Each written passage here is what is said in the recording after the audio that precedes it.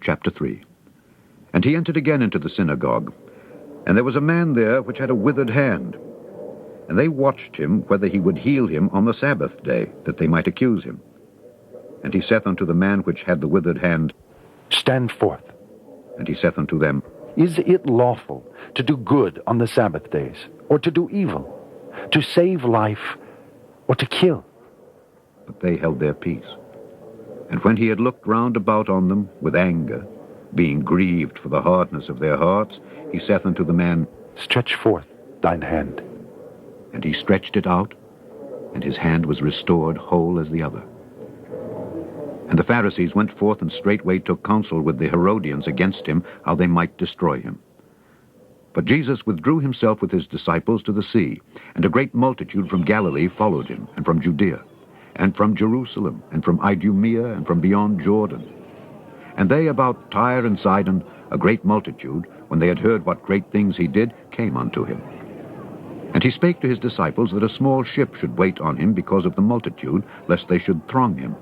For he had healed many, insomuch that they pressed upon him for to touch him, as many as had plagues, and unclean spirits, when they saw him, fell down before him, and cried, saying, Thou art the Son of God. And he straitly charged them that they should not make him known.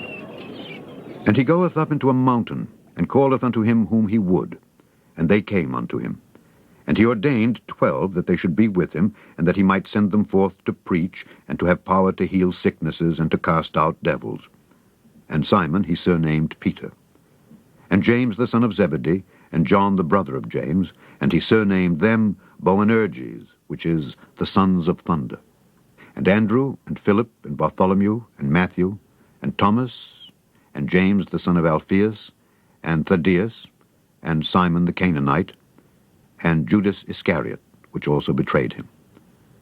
And they went into an house, and the multitude cometh together again, so that they could not so much as eat bread. And when his friends heard of it, they went out to lay hold on him, for they said, He is beside himself. And the scribes which came down from Jerusalem said, He hath Beelzebub. And by the prince of the devils casteth he out devils. And he called them unto him, and said unto them in parables, How can Satan cast out Satan? And if a kingdom be divided against itself, that kingdom cannot stand. And if a house be divided against itself, that house cannot stand. And if Satan rise up against himself and be divided, he cannot stand, but hath an end. No man can enter into a strong man's house and spoil his goods, except he will first bind the strong man, and then he will spoil his house. Verily, I say unto you, all sins shall be forgiven unto the sons of men, and blasphemies wherewithsoever they shall blaspheme. But he that shall blaspheme against the Holy Ghost hath never forgiveness, but is in danger of eternal damnation. Because they said, He hath an unclean spirit. There came then his brethren and his mother, and standing without, sent unto him, calling him.